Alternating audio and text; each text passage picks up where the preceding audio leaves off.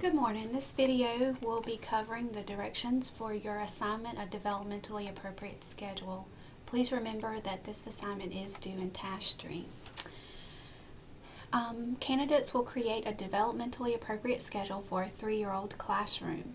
For this assignment, you will describe a procedure for greeting children and their families in the morning when they arrive, as well as the procedures for communicating with the family about the child's day during departure. You should provide 2 well-developed examples of the type of information that would be exchanged in each of these activities. So for example, what type of information would be exchanged when the children arrive in the morning? You may want to ask how the child has been since they left the center the day before. You may want to ask if the child has had breakfast. Keep in mind the daily health check. That's very important for providers to complete during the arrival time. So you will provide 2 well-developed examples for each of those situations. Your schedule should also consist of a time frame that covers a minimum of 9 hours. So for each of these time frames, you should provide the title of the activity taking place, along with a detailed description of what the children will be doing during the time, supported by a detailed statement that explains what makes that activity developmentally appropriate.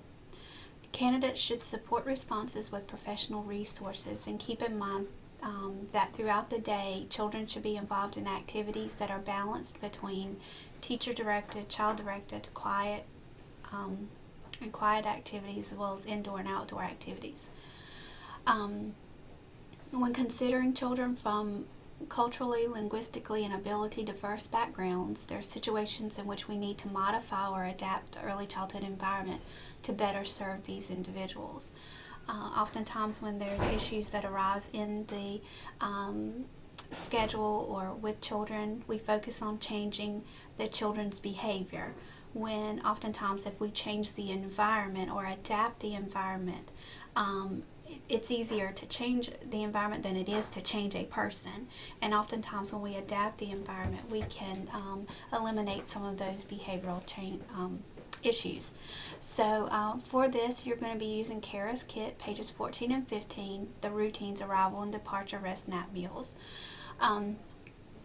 The personal hygiene section. Consider one of the 5 situations that are listed under the Here's a Situation section. Describe the hypothetical situation that the child that's taking place during your developmentally appropriate schedule. For example, because of a child's culture and the ways in which they were raised, naps may not be required, and so children may not be settling down for nap time. For this situation, explain which adaptation from Kara's kit you may consider in an attempt to better serve the child or children.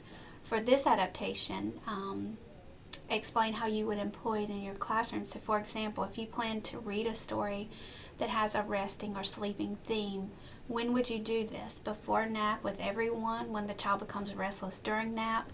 And what would you need to do to plan ahead or prepare for using this particular adaptation? Your assessment should include the following components. So at this time, what I'm going to do is go back to the course. We're going to look at the grading rubric. These components are listed in greater detail within the grading rubric. So let's find your rubric.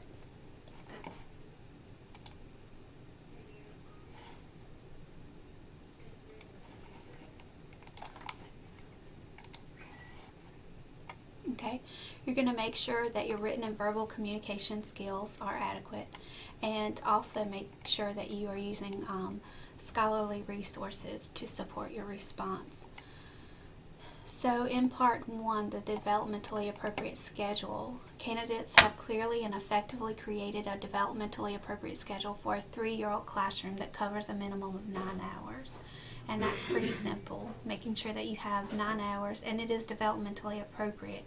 I don't want to see for a 3-year-old classroom you scheduling from 9 to 9:45 circle time. because we know that 45 minutes for 3-year-olds during circle time is not developmentally appropriate.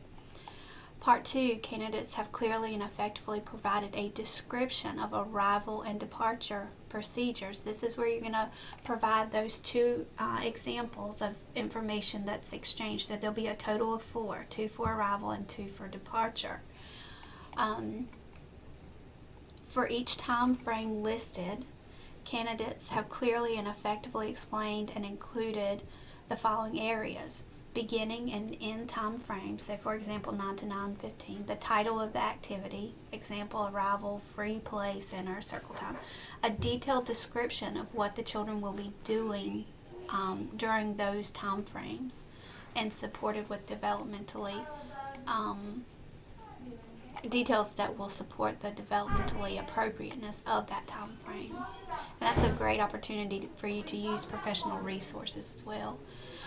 Alright, candidates have clearly and effectively incorporated activities that provide children with a balance of teacher and child-directed activities, quiet, active, indoor, and outdoor. So I would like to see a variety of activities included here. And candidates have clearly and effectively described a hypothetical situation from Kara's kit. And explain the adaptation from Kara's kit used to better meet the needs of the children when considering the culturally, linguistically, and ability diversity in early childhood. So I hope this will help guide you in your creation of this assignment. And if you have further questions, please feel free to contact me. Good luck.